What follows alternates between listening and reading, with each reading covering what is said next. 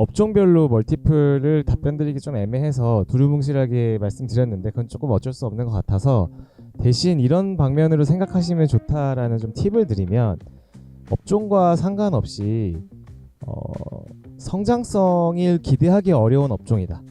성장성이 좀 제한되는 산업이다. 그러니까 누가 봐도 사실 이건 반박하기 어렵거든요.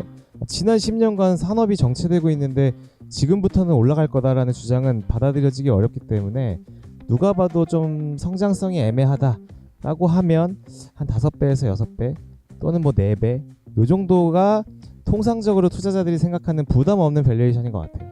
그러니까 누가 봐도 성장성이 없는 비즈니스인데 막 8배, 10배 이렇게 얘기하면 거의 이제 거부하는 경우가 많습니다. 자기 비즈니스랑 완벽한 시너지가 있지 않다면. 또 하나는 이렇게 4배에서 6배, 그러니까 낮은 밸류에이션이라고 한다면 하나는 이제 유행에 민감한 쪽입니다.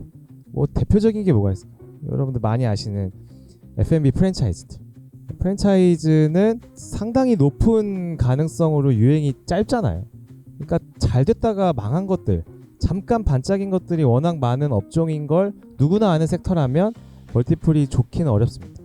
그래서 F&B 중에서도 멀티플이 상대적으로 조금 좋은 건 유행과 상관없는 메뉴들이에요.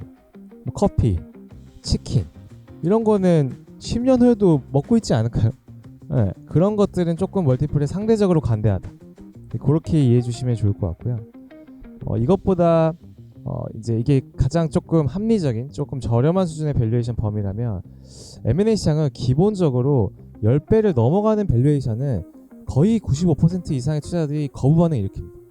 네가 뭔데 12배야, 네가 뭔데 15배야가 기본적으로 나오는 거는 기억해 두시면 좋고, 그렇다면 10배라는 기준으로 봤었을 때는 제가 체감적으로 느꼈을 때는 성장도 잘하고 있으면서 시장 규모도 큰 영역은 10배 수가 기본 시작인 것 같아요. 그리고 올라가는 건 그때 말씀드렸듯이 인기 많거나 경쟁 붙거나 이런 상황적인 것들이 또는 딜하고 있는 와중에 실적이 생각보다 더 좋아지거나 이런 요소들 때문에 올라가는 거지. 이런 게 있을 수 있고, 그 사이 있잖아요. 뭐 7배에서 8배, 9배는 뭐 애매하게 섞인 영역들은 요 정도에서 시작하는 케이스가 많다 정도로만 이해해 주시면 좋을 것 같아요. 그러니까 성장이 안 되는 것도 아니지만 폭발적인 건 아니고, 또 성장은 하고 있지만 시장이 작은 영역들이 있어요. 그러니까 되게 성장 잘하고 있는데 뭐 아까 예를 들어 유아동복이었다. 사실 성장이 되게 잘 되고 있었는데 이게 시장이 작거든요. 그러면 막 10배 이런 밸류를 인정받기가 되게 어려워요.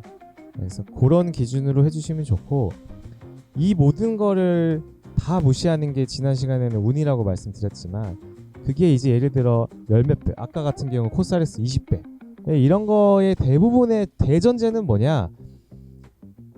그리고 또 하나 질문이 있었잖아요. 그 마이너스인 경우 어떻게 하냐. 그러니까 마이너스인 경우도 안 된다고는 말 못해요.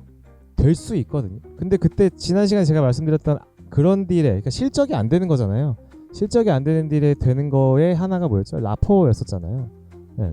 그런 거던가 이런 것들을 상회하는 높은 멀티플들, 그러니까 아주 특수한 케이스들은 대전제가 뭐냐, 보통 인수자가 먼저 찾아와야 됩니다. 네.